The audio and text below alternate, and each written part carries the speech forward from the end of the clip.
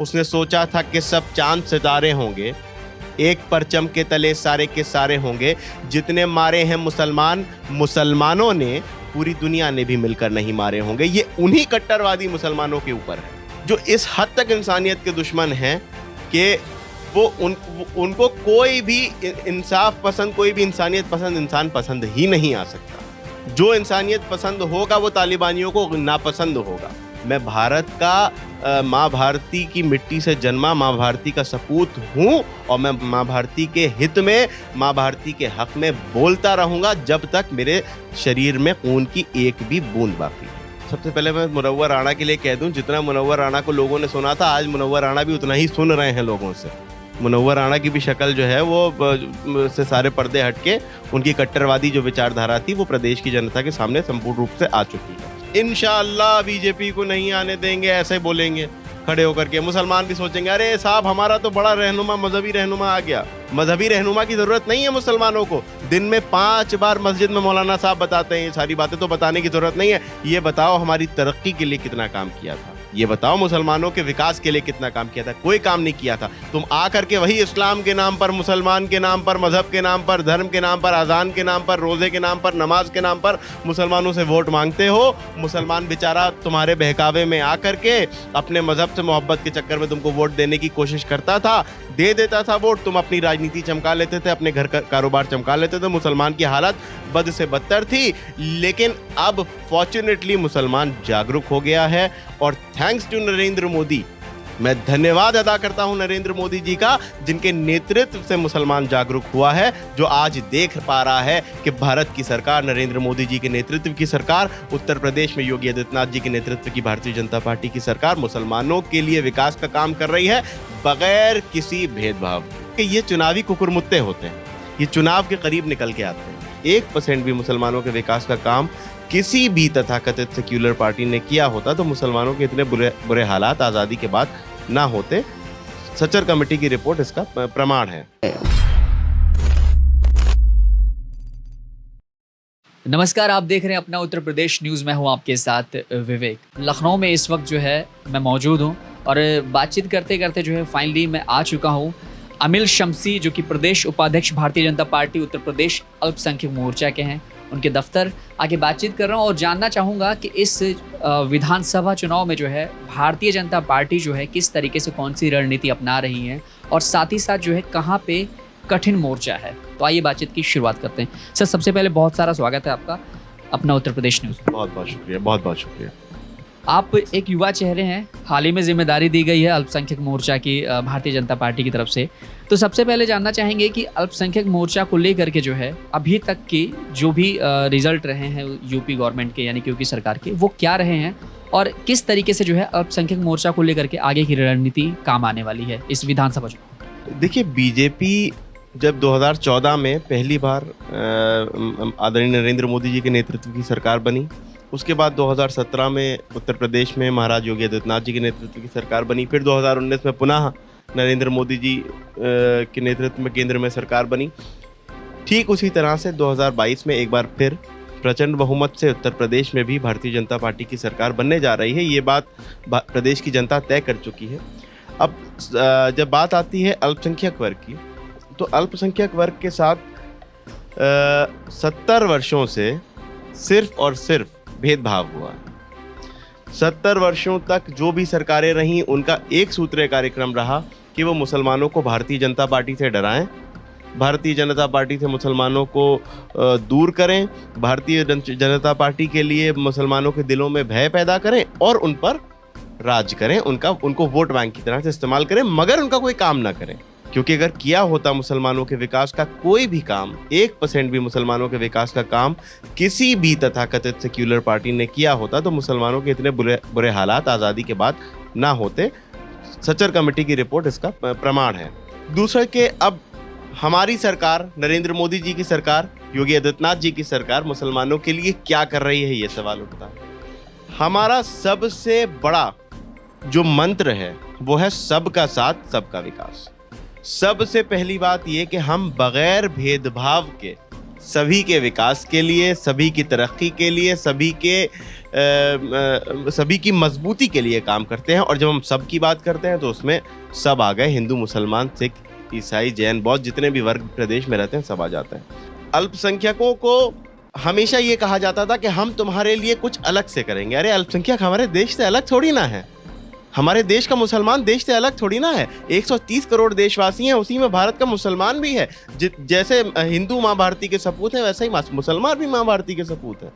उनको विकास की धारा से सिर्फ और सिर्फ बांट करके अछूता रखा गया। हम और हमारी सरकार, भारतीय जनता पार्टी की सरकार, योगी आदित्यनाथ जी की सरकार, सबको एक करके, सबको एक चश्मे से देख करके, सबको एक मान करके सबके लिए काम कर रही है, सबके विकास की काम कर रही है। और यही सबसे बड़ा मंत्र साबित होगा भारत के मुसलमानों की भी तरक्की के लिए। भारत के मुसलमान जो तरक्की से अछूते रहे, सिर्फ और सिर्फ उसका कारण यही है कि उनसे ये कह दिया था, अरे हम तुम्हारे लिए अलग से करेंगे, बहुत अच्छा करेंगे, और करते कुछ नहीं थे। हमने ये दिखाया कि नहीं, जब कोई करता है तो सब के लिए करता है, और सब में हम भी हैं, तुम भी हो। बात चल रही है यहाँ पे राजनीति की, तो ओवैसी जो है आ चुके हैं यहाँ पे, केजरीवाल भी आ रहे हैं अपना आम आदमी पार्टी लेकर के। दो पार्टियां जो है इस बार यहाँ पे राजनीति में उतर रही हैं, उत्तर प्रदेश की राजनीति में। इससे कितना फर्क पड़ेगा? क्या योगी जी की जो सीट है वो उस पर कुछ अंतर डालेगा, या फिर कुछ अलग तरह की राजनीति इस बार उत्तर प्रदेश में देखने को मिलेगी? भाग्यनगर वाले ओवैसी जी, तो भाग्यनगर वाले ओवैसी साहब जो आ रहे हैं यहाँ पर, वो मुसलमानों में वही काम करने के लिए आ रहे हैं जो तथाकथित नकली सेक्युलर लोग करते रहते हैं।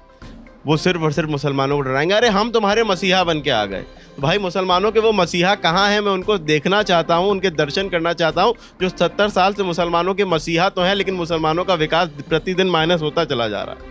मुसलमानों की बुनियादें दिन पर दिन कमज़ोर होती चली जा रही हैं। मुसलमान बद से बदतर हालत में आते चले जा रहे हैं। मैं उनके उन मसीहाओं के दर्शन करना चाहता हूँ, वो आए, मुझे दिखाएं, तो एक काम तो बता दें जो मुसलमानों की फलाह के लिए, मुसलमानों के हित के लिए किया हो। ओवैसी, अखिलेश यादव, राहुल गांधी, ऐसे जितने भी नेता हैं वो आकर के मुसलमानों की फलाह के लिए किए हुए काम बताएं। एक काम बताएं, मैं 100 काम बता रहा हूं जो नरेंद्र मोदी ने मुसलमानों की तरक्की के लिए, मुसलमानों की फलाह के लिए किए हैं, जिनसे मुसलमान लाभान्वित हैं, जिनसे मुसलमानों को फायदा मिल रहा है। ये लोग क्या करते हैं ना, ये इनका एक एजेंडा है। ये मुसलमानों से जब इनको मैं एग्जाम्पल इनका यूं दूं कि ये चुनावी कुकुरमुत्ते होते हैं। ये चुनाव के करीब निकल के आते हैं, ये चुनाव में आते हैं, निकल के आने के बाद में मुसलमानों को भड़काने के लिए, वोट बैंक बनाने के लिए, अपनी राजनीति चमकाने के लिए इस्तेमाल करते हैं।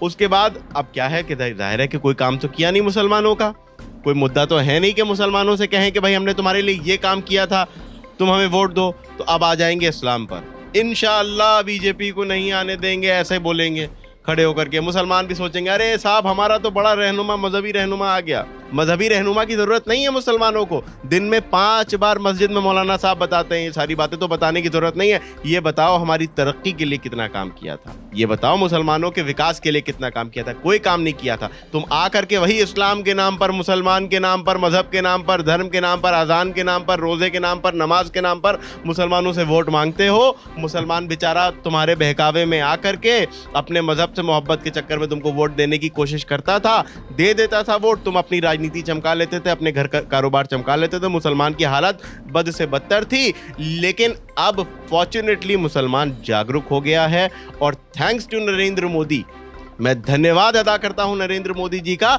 जिनके नेतृत्व से मुसलमान जागरूक हुआ है, जो आज देख पा रहा है कि भारत की सरकार, नरेंद्र मोदी जी के नेतृत्व की सरकार, उत्तर प्रदेश में योगी आदित्यनाथ जी के नेतृत्व की भारतीय जनता पार्टी की सरकार मुसलमानों के लिए विकास का काम कर रही है, बगैर किसी भेदभाव के। लेकिन एक्सप्रेसवे की जो आप बात कर रहे हैं वो बाद में अखबार ने भी अपनी तरफ से सॉरी बोला था ट्वीट करके कि जो है गलती हुई थी, हमसे गलत छपा था। तो प्रदेश की जो जनता है उन्होंने सिर्फ एक सवाल किया था, खासतौर से विपक्ष लोगों ने कहा था कि योगी सरकार के पास खुद के अपने काम नहीं किए हुए हैं, जो इस वजह से इस तरह के गलत विज्ञापन छापे जा रहे हैं। और एक दूसरा विज्ञापन भी सोशल मीडिया पे काफ़ी ज़्यादा ट्रोल हुआ था रोजगार को लेकर के। उन्होंने कहा कि बीते 4 साल के अंदर 4 लाख से ऊपर के रोजगार दिए, लेकिन छात्र जो है सबसे ज़्यादा हाहाकार मचा रहा है कि रोजगार गए कहाँ आखिरकार। इसको लेकर के क्या? देखिए, 4 लाख जो रोजगार दिए हैं ये सब प्रमाणित हैं। इसके बारे में मीडिया भी बहुत अच्छी तरह से जानती है, प्रदेश की जनता भी बहुत अच्छी तरह से जानती है।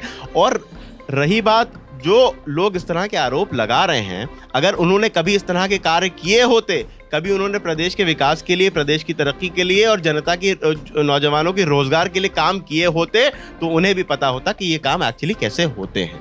एक बात।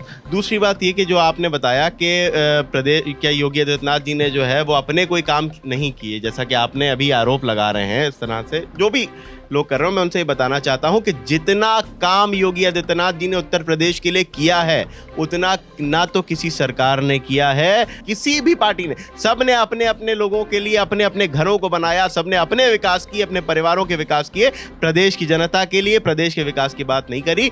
आज प्रदेश की जनता जो है, जो जिन मुद्दों से हमेशा प्रदेश की जनता जूझती आई थी, आज योगी आदित्यनाथ जी की सरकार में उन मुद्दों पर जो है उनको राहत मिल रही है, उन मुद्दों पर जो है काम हो रहा है। जो योगी आदित्यनाथ जी ने जो काम करके दिखाए हैं, वो किसी ने कभी करने की हिम्मत नहीं करी थी, इसलिए नहीं की थी क्योंकि वो नहीं करना चाहते थे। वो विकास अपना करना चाहते थे, प्रदेश का नहीं, लेकिन योगी आदित्यनाथ जी ने प्रदेश का विकास करके दिखाया। मुसलमानों को लेकर के आपका एक शेर जो है बहुत ही ज़्यादा प्रचलित है, सोशल मीडिया पे काफ़ी ज़्यादा वायरल भी रहता है, हमेशा कहा जाता है, तो वो शेर ज़रा आप अपनी ज़ुबान से एक बार फिर से सुनाएं।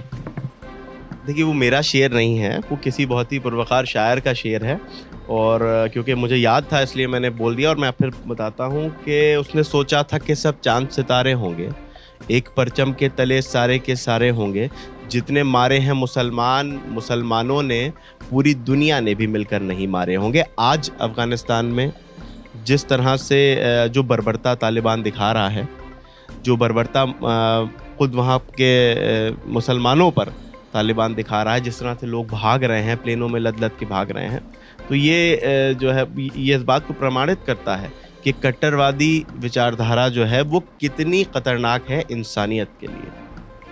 और आज बड़ी हैरत की बात थी कि मैंने देखा सोशल मीडिया पर कुछ हमारे देश के कुछ लोग जो थे वो खुली रूप से तालिबान का समर्थन कर रहे थे। तो मैं उनकी निंदा नहीं करता हूं, बल्कि मुझे उन पर तरस आता है। मुझे उन पर लिटरली उन पर तरस आता है, ये कि वो इतने मजबूर हैं कि वो जुल्म होते हुए देख रहे हैं और वो जालिम का साथ दे रहे हैं। उनको शर्म आनी चाहिए अगर इस तरह के कट्टरवादी, जो तालिबान जैसी कट्टरवादी बर्बर संगठन का कोई समर्थन करता है, तो मैं उसका पर्सनली घोर विरोध करता हूं। अफगानिस्तान तालिबान का जो हाल इस वक्त चल रहा है, देखा जाए तो बर्बरता बढ़ती जा रही है। कट्टरपंथी सोच वहाँ पे ऐसी इतनी ज़्यादा गंदी है कि लोग अपने ही देश में सुरक्षित नहीं है, देश छोड़ रहे हैं। इसको लेकर के आप क्या कहेंगे? और वहीं हमारे भारत की बात कीजिए, मुनव्वर राना साहब जो बड़े शायर हैं, लोग उनको सुना करते हैं, वो इस तरह से बयान देते हैं कि तालिबान अच्छा कर रहा है। साथ ही साथ शफीकुर रहमान जी भी इस तरह से बोल रहे हैं, इस पर क्या कहेंगे? जितना सबसे पहले मैं मुनव्वर राना के लिए कह दूं, जितना मुनव्वर राना को लोगों ने सुना था, आज मुनव्वर राना भी उतना ही सुन रहे हैं लोगों से। मुनव्वर राना की भी शक्ल जो है वो से सारे पर्दे हट के उनकी कट्टरवादी जो विचारधारा थी वो प्रदेश की जनता के सामने संपूर्ण रूप से आ चुकी है। एक बात। दूसरी बात ये कि तालिबान जैसा जो कट्टरवादी संगठन है, जो बर्बर संगठन है, जो इंसानियत का दुश्मन संगठन है, आज ये हालात हैं कि अफ़गानिस्तान से ही मुसलमानों को भागना पड़ रहा है। मैं एक शेर मैंने इससे पहले भी सुनाया था, मैं आपको फिर बताता हूँ। ये उसी कट्टरवादी विचारधारा पर ये शेर है कि उसने सोचा था कि सब चांद सितारे होंगे, एक परचम के तले सारे के सारे होंगे, जितने मारे हैं मुसलमानों ने, पूरी दुनिया ने भी मिलकर नहीं मारे होंगे। ये उन्हीं कट्टरवादी मुसलमानों के ऊपर है जो इस हद तक इंसानियत के दुश्मन हैं कि उनको कोई भी इंसाफ पसंद, कोई भी इंसानियत पसंद इंसान पसंद ही नहीं आ सकता। जो इंसानियत पसंद होगा वो तालिबानियों को नापसंद होगा।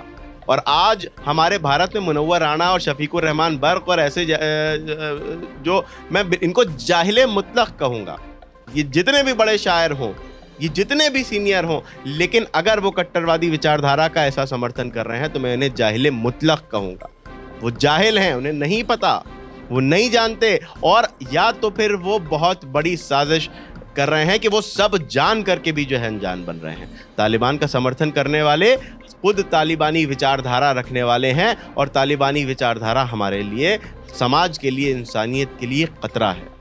और मैंने खुद सुना था, शफीकुर रहमान बर्क का एक वो था कि वो ये कह रहे हैं कि उत्तर प्रदेश में अगर योगी जी की सरकार आ जाती है तो मैं प्रदेश छोड़ दूंगा।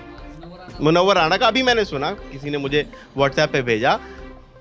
उत्तर प्रदेश में योगी जी की सबका साथ और सबका विकास की सरकार आ जाएगी तो तुम प्रदेश छोड़ दोगे, और तुम तालिबान का समर्थन करते हो तो मैं गुजारिश करता हूं कि अफगानिस्तान ही चले जाओ, अफगानिस्तान जाकर के ही रहो, अफगानिस्तान में ही रहो। क्यों? क्योंकि तुम्हारी जैसे तुम्हारी विचारधारा से मिलने वाले लोग वहाँ हैं। यहाँ इंसानियत पसंदों को चैन से रहने दो, यहाँ पर नफरत घोलने का काम ना करो। तुमको प्रदेश की जनता ने सम्मान दिया था, प्रदेश की जनता ने तुम्हें सर पे बैठाया था, तुम्हारे शेरों को, अशारों को अपने सराखों पर रखा था, और तुम इस तरह की बातें करके उनकी पीठ में छुरा भोंका है तुमने। ये बहुत बहुत बड़ा धोखा तुमने प्रदेश की जनता के साथ, अपने फैंस के साथ किया। आखिरी सवाल है मेरा आपसे, सोशल मीडिया पर आप एक्टिव होंगे ही, लेकिन इस तरह से, जिस तरीके से आपकी बोलचाल, जिस तरह से आप अपने खुले विचार रखते हैं, इस तरह से कभी ना कभी आपको सोशल मीडिया पर ट्रोल भी किया जाता होगा और दिक्कतें भी महसूस होती होंगी आपको कहीं ना कहीं? बिल्कुल ऐसा होता है। जब जाहिर है कि जब इस तरह से खुल के लोग तालिबान का समर्थन कर सकते हैं तो राष्ट्रवादी विचारों का विरोध करना कोई बहुत बड़ी बात नहीं है। और मैं ऐसे लोगों की ना तो मैं तारीफों से खुश होता हूं, ना उनकी बुराइयों से हताश होता हूं। वो जितना भी मुझे ट्रोल करना चाहते हैं कर लें, जितना भी वो मेरे खिलाफ बोलना चाहते हैं बोल लें, लेकिन ना तो मैं अपने विचारों को बदलने वाला हूं उनके इस दबाव में आकर के, और ना राष्ट्रवादी बात कहने से परहेज करूंगा। मैं भारत का माँ भारती की मिट्टी से जन्मा माँ भारती का सपूत हूँ, और मैं माँ भारती के हित में, माँ भारती के हक में बोलता रहूँगा जब तक मेरे शरीर में खून की एक भी बूंद बाकी है।